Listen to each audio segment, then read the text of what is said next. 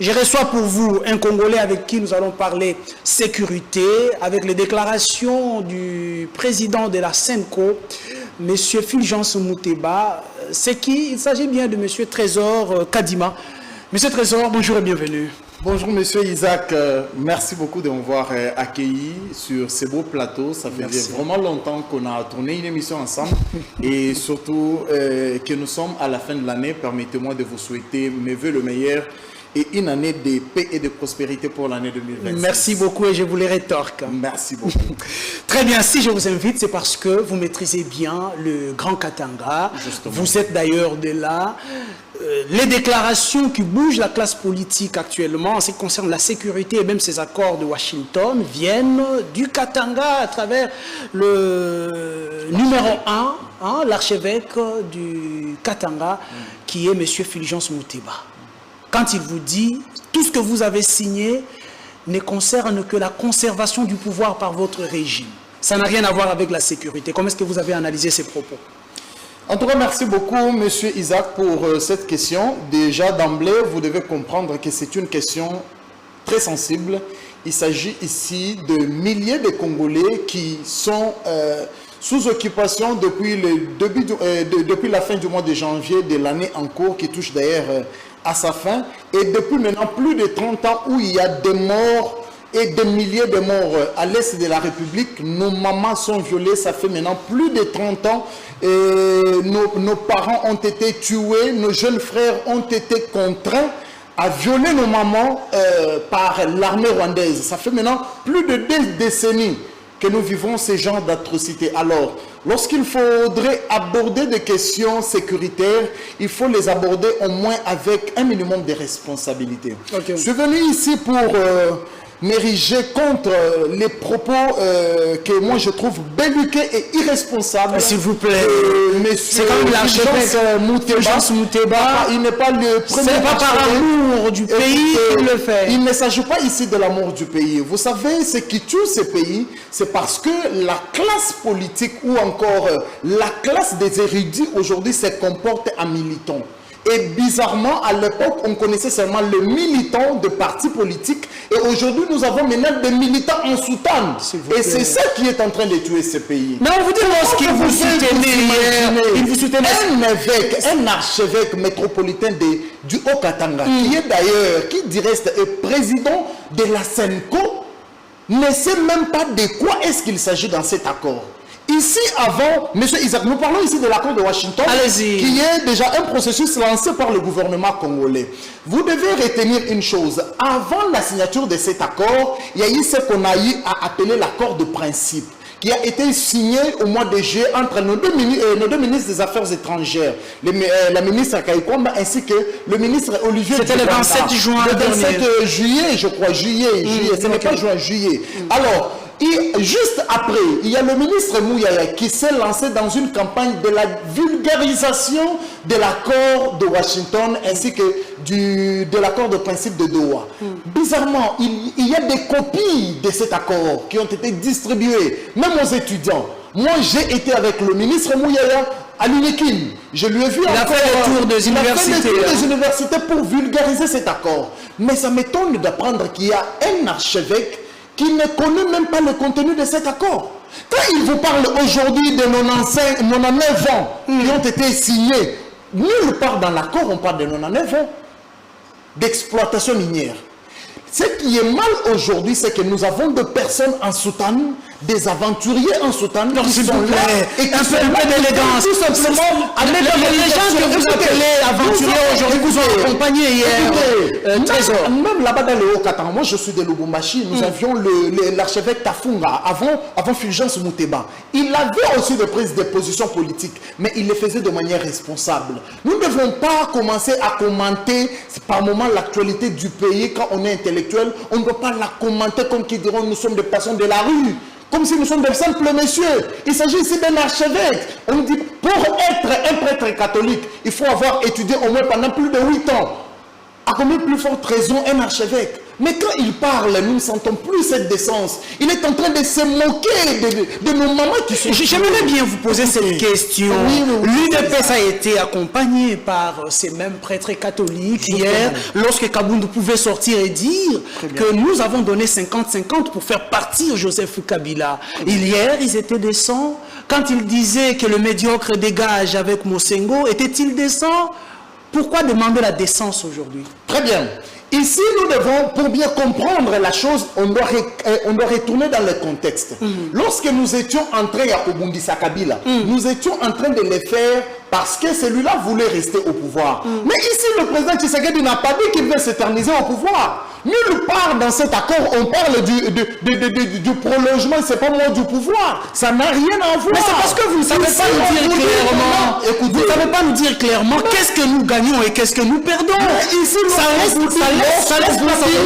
l'accord a été signé sur les termes gagnant-gagnant. Ça veut dire quoi? C'est-à-dire, ici, il y a des investisseurs américains qui viennent, comme nous avons aussi d'autres investisseurs de certains autres pays qui ont l'habitude de venir. Nous avons aujourd'hui l'accord sino-congolais qui, à l'époque, était d'ailleurs un accord tripatouillé par le régime Kabila. Nous l'avons révisé et aujourd'hui, vous avez vu, il y a des travaux qui sont en train d'être faits. Mais au-delà de ça, nous avons aussi un accord qu'on a signé avec les États-Unis d'Amérique. Nous n'avons pas vendu nos minéraux. Nous n'avons pas perdu le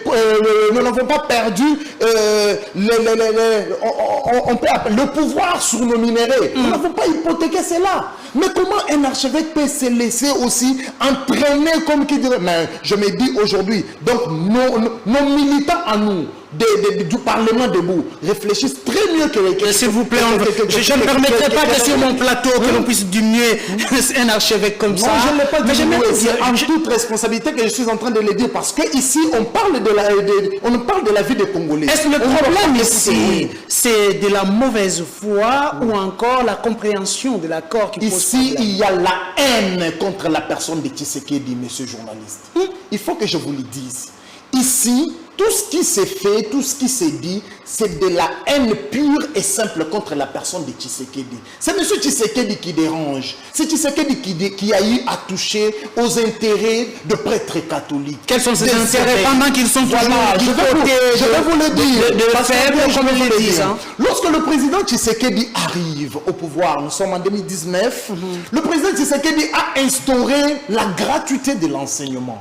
Or, à l'époque, comme vous savez très bien, la majorité des écoles qui sont ici en République démocratique du Congo, les écoles où il y avait de la bonne formation de base, ce sont des écoles catholiques. Alors, à partir du moment où le président Tshisekedi instaure la gratuité de l'enseignement, il a ôté la main sur le foufou des évêques.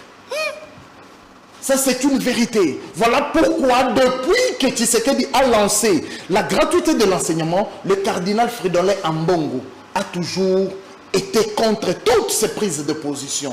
Même lorsque le président Tshisekedi a raison. Est-ce que lorsqu'il s'agit de l'intérêt supérieur de la nation, la personne vous voyez en temps normal, de personnes comme de Fulgence Mouteba, l'archevêque Mouteba, en temps normal, si nous étions dans un pays où on appliquait réellement la loi, il devait être en prison. On ne peut pas se permettre que quelqu'un qui est allé fêter avec les rebelles, qui est allé bénir les rebelles, qui est l'ami de Corneille Nangaa, puisse revenir ici et qui continue à saboter les efforts de tout un gouvernement. Mais tellement que nous sommes dans ce que moi j'appelle l'excès de la démocratie. C'est ce qui est en train de faire ces gens-là, quand vous continuez à vivre comme ça, vous voyez Mouteba, en principe, et je vous pose la question, le propos tenu par M. Mouteba, s'ils étaient tenus par un autre citoyen, vous pensez qu'il allait être en liberté? Nous ne devons pas avoir une justice sélective. Avez-vous peur de l'Église catholique? On n'a pas peur. Nous sommes un pays laïque. Parce que là, vous dites si c'était une autre personne, il allait déjà être en prison. Voilà pourquoi moi, ici, je suis en train d'appeler à la responsabilité des services de sécurité. Lorsque quelqu'un se lève pour commencer à dénigrer, à tripatouiller les efforts du gouvernement, on doit mettre la main sur lui.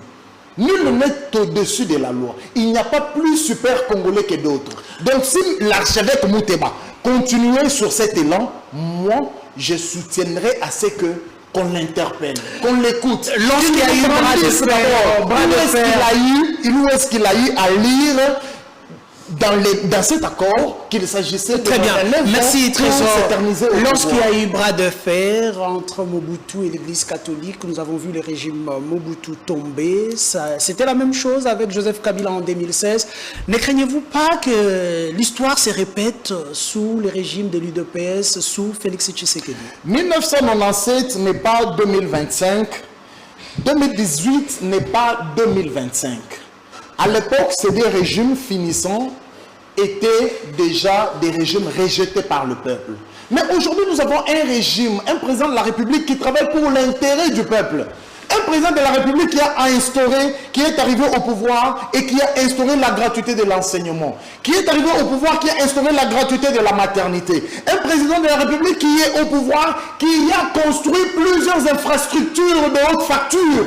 Plus que tous les autres présidents. Je vous parle ici des infrastructures aéroportuaires. Il faut aller voir dans nos provinces parce que ce que moi j'appelle, ce qui est mal dans ces pays, c'est qu'on pense que la RDC c'est Kinshasa. La RDC c'est pas Kinshasa. Il faut aussi souligner que c'est le président où on a trop parlé des détournements. C'est sous Félix Tshisekedi. Ça, vous ne l'ignorez pas. Hein. Mais j'aimerais répondre ainsi. C'est bien aujourd'hui, avec le régime Tshisekedi, on nous parle des détournements. Mais à l'époque, il n'y en avait même pas. Et ici, on parle de détournements parce qu'il y a des arrestations. Mais à l'époque, il y a des banques, des paradis fiscaux qui ont été remplis d'argent. Mais qui en parlait? Qui osait en parler? Parce qu'on savait très bien que si tu essayais tout simplement de dénoncer cela, on va te tuer. Où est Chebea? Où est Chebea? À l'époque, ces régimes de sanguinaires avaient l'habitude de tuer, d'étouffer toutes les voix qui s'élevaient. Même nous, aujourd'hui, nous pouvons nous lever, par exemple, pour dire « Papa Tito, tu as volé le yo-yo de Bana.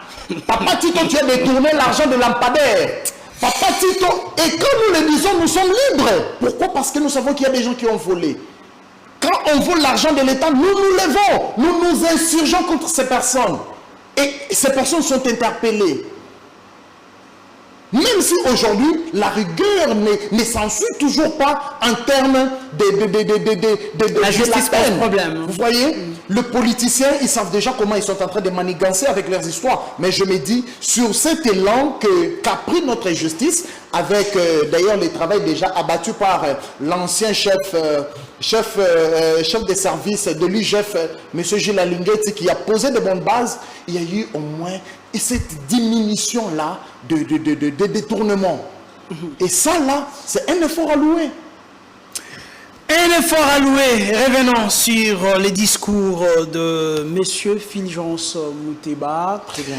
Il parle de cet accord qui donne l'accès aux minerais congolais aux États-Unis au prix de la paix. Mais juste après la signature de cet accord, ça a crépité à l'est de la République. Nous avons vu Uvira tomber et après le retrait, qu'on a même taxé d'un retrait de semblant de ces rebelles. Est-ce qu'on peut se dire aujourd'hui que tout ce que nous avons signé n'a aucun impact sur la sécurité à l'est? Tout ce que nous avons signé... Parce que le problème ici, c'est les résultats. Tout ce que nous avons signé n'a aucun impact sur la sécurité, je dirais non. Vous voyez, il y a signer un accord est une chose, sa mise en œuvre en est toute une autre. Vous voyez, même lorsque l'accord était en train d'être signé, les hostilités continuaient encore sur terrain. Okay. Et l'ennemi était déjà à la porte d'Uvira. Fort malheureusement, l'ennemi lui-même est tombé dans le piège après l'occupation de la ville d'Uvira. Mais ce que vous devez savoir, c'est qu'il s'agit ici d'un accord signé, pas avec n'importe quel État, avec les États-Unis d'Amérique. Quelle que soit la grandeur de la puissance, mais quel est son impact? Ma question, c'est sur l'impact réel de la signature de cet accord. L'impact de Parce que sur le plan juridique, nous avons déjà donné nos minéraux, l'accès à nos minéraux. Ils peuvent venir exploiter déjà à partir d'aujourd'hui. Sur le plan juridique, il y a un document qui le défend. Mais nous gagnons quoi? C'est ça la question, Trésor. Je pense que la mauvaise compréhension, la plus grande erreur, c'est d'abord la mauvaise compréhension. Okay. Lorsque vous dites nous avons donné nos minéraux, c'est comme qui dirait vous avez ouvert la voie aux États-Unis pour dire venez, prenez les minéraux, rentrez avec ça chez vous, envoyez-nous vos militaires. Non, c'est pas ça. C'est pas ça. Il s'agit ici d'une exploitation. C'est comme un contrat que nous avons avec les États-Unis. Okay. Cependant, en ce qui concerne ici l'accord de paix, nous l'avons signé pas avec les États-Unis, mais avec le Rwanda. C'est le Rwanda qui est derrière ce genre-là. Écoutez, lorsque le Rwanda a reçu la menace du code SWIFT, où il devait être retiré de ce système-là, vous avez vu Corneille Nangaa se précipiter lui-même pour dire « nous nous retirons d'Uvira ». C'est pour comprendre que les États-Unis, aujourd'hui, les États-Unis mettront en œuvre, ils mettront en place plusieurs mécanismes pour faire appliquer cet accord. Parce que ce sont eux les médiateurs, ce sont eux qui nous ont invités sur la table de négociation. Ce n'est pas la RDC qui était partie en premier. Ce sont eux qui nous ont invités sur la table de négociation. Nous avons aujourd'hui les résolutions des Nations Unies qui ont été adoptées et ces résolutions-là finiront coûte que coûte par être exécutées. Et moi, je vous dis ici que M. Kagame est en train déjà de compter ces derniers jours sur terre. Je ne dis pas que c'est devenu c'est un régime de menace. Nous avons entendu, nous avons entendu Félix Tshisekedi, s'il vous plaît, Trésor, nous avons entendu le président de la République, Félix Tshisekedi, nous dire que Kagame ne pouvait plus dormir, s'il osait, il ne va plus dormir dans sa maison et autres. C'était toujours des menaces comme ça, mais jusqu'aujourd'hui, là, Kagame est à l'aise chez lui. Il est à l'aise. Est-ce qu'on peut se dire que l'UDPS s'est menacé, mais au-delà de toutes ces menaces, il n'y a rien. Ici, il ne s'agit pas de menaces mortes. Lorsque nous menaçons, nous savons à quel moment nous allons appuyer. Vous savez, le grand problème avec le président Tshisekedi, c'est que beaucoup de personnes ne l'ont pas encore compris. La majorité des personnes tirent avant de viser, mais le président Tshisekedi vise avant de tirer. Voilà pourquoi aujourd'hui, il est l'unique président qui a eu à décomposer et à faire déchanter une majorité parlementaire sans un seul coup de feu. Et ça, là, c'est ce qui arrivera aussi. Kagame verra cette force-là s'appliquer et il va rejoindre Bakanja. Très bien. Qu'est-ce qui ne va pas avec le général Ekenge? Votre régime, à tout moment les généraux, à tout moment le haut gradé de l'armée.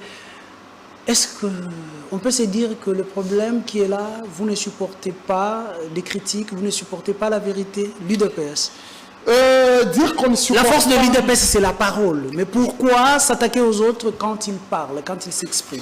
Voilà, je pense bien que nous avons tous suivi les propos du général Sylvain Ekenge Efomi, qui est le porte-parole de nos FRDC. Cependant, ce qu'il faut souligner ici, c'est que dans ce que le général Sylvain a dit, il y a une très grande dose de vérité. Nous devons nous regarder en face. Sylvain a dit la vérité. Mais je suis en train de vous dire ici que le général Sylvain Ekenge, dans ce qu'il a dit, il y a eu une dose de vérité. Aujourd'hui, nous nous plaignons de l'infiltration au sein de notre armée. Nous nous plaignons du fait que dans notre pays, lorsqu'il y a des réunions stratégiques qui se font au niveau des opérations, le Rwanda est informé. Mais ils sont informés par quel mécanisme?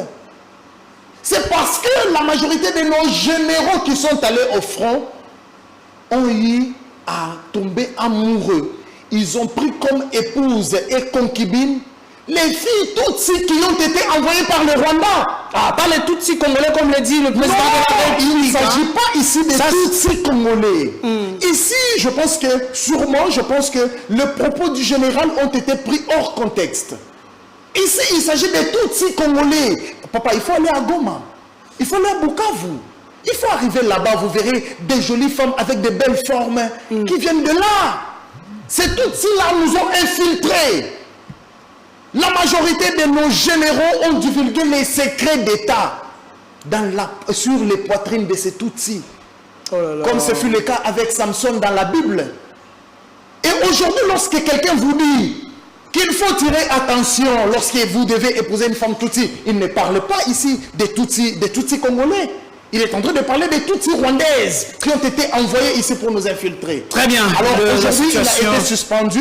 Je pense que c'est l'armée. Nous ne pouvons pas commenter ici sur les décisions de l'armée. Nous avons vu les télégrammes du chef d'état-major général, les suspendant de ses fonctions. En tout cas, il a mon respect et nous laissons l'armée faire son travail. Très bien, nous sommes arrivés à la fin de cette émission. Il y a des troubles, on parle des troubles à Kolwezi sur l'exploitation artisanale. On termine par là, ça sera votre dernière parole. Comment est-ce que vous les concevez?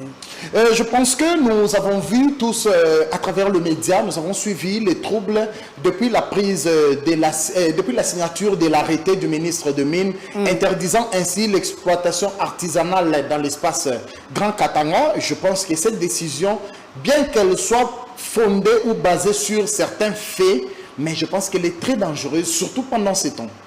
Pourquoi? Parce que l'exploitation artisanale, ce n'est pas une infraction. C'est bien réglementé. Nous avons ici c'est pour les autochtones souvent. C'est pour les autochtones. Nous avons des institutions de l'État qui s'occupent de ces creuseurs. Alors, interdire aujourd'hui l'exploitation artisanale sur toute l'étendue de l'espace Grand Katanga, c'est soulever la population. C'est affamer plusieurs familles. Vous voyez, c'est ça le grand danger que nous sommes en train de courir. Voilà pourquoi moi je demanderai ici au ministre de Mines de revoir sa décision. Je pense que cette décision n'est pas anodine. C'est parce qu'il y a eu des faits. Récemment, il y a eu des éboulements. Il y a eu des personnes qui ont été mortes. Il y a eu des morts. La vie. Et lui-même, le ministre, a failli perdre aussi la sienne lorsqu'il a fait le crash en allant à Kolwezi. C'est-à-dire, ici, il faut prendre des mesures qui sont salvatrices, qui pourront aussi soulager les familles de ces creuseurs ainsi que leurs dépendants. C'est par ici d'ailleurs que je voulais profiter pour dire une chose. Nous ne devons pas céder à la manipulation dans cette histoire de Kolwezi. Nous devons ouvrir l'œil. Même les services doivent aussi ouvrir un œil, doivent avoir un œil regardant. C'est comme ce matin, j'étais en train de suivre quelques personnes qui ont été instrumentalisées pour s'attaquer à un gestionnaire de creuseurs. Un homme qui a une coopérative Madini, qui est monsieur le DG, et il y a ici monsieur Shaft, un homme du nom de Shaft Moulemba, qui a instrumentalisé toute une bande de voyous pour commencer à l'attaquer dans les réseaux, alors que c'était son ancien collaborateur. C'est une façon de dire ici, nous devons agir en toute responsabilité pour ne pas affamer nos familles, pour ne pas affamer les creuseurs qui sont là, mais beaucoup plus pour préserver la quiétude sociale en cette fin d'année. C'est le plus important. Merci beaucoup pour votre passage, Monsieur Trésor. Merci beaucoup, Monsieur Isaac. Voilà, merci beaucoup et on se retrouve prochainement. Merci beaucoup à tous ceux qui nous suivent chaque jour, qui nous attendent. En Angola, Bandeko ya Angola, na Lingala. Bandeko ya Angola, merci beaucoup. Merci beaucoup na Bandeko ya Brazzaville. Vous nous écrivez à tout moment. Namoni Bandeko moka komelinga ya wapona Maïmatali, ministère ya formation professionnelle. Il m'a dit qu'il y a 72 mois d'impayement. Je me pose la question, comment est-ce que les Congolais vivent là-bas? J'y reviendrai prochainement dans un plateau un peu plus élaboré. Merci à mon équipe technique. Il y avait l'ingénieur Richard à la régie. Merci à tous ceux qui nous ont accompagnés. On se retrouve prochainement. Merci et bye. Bye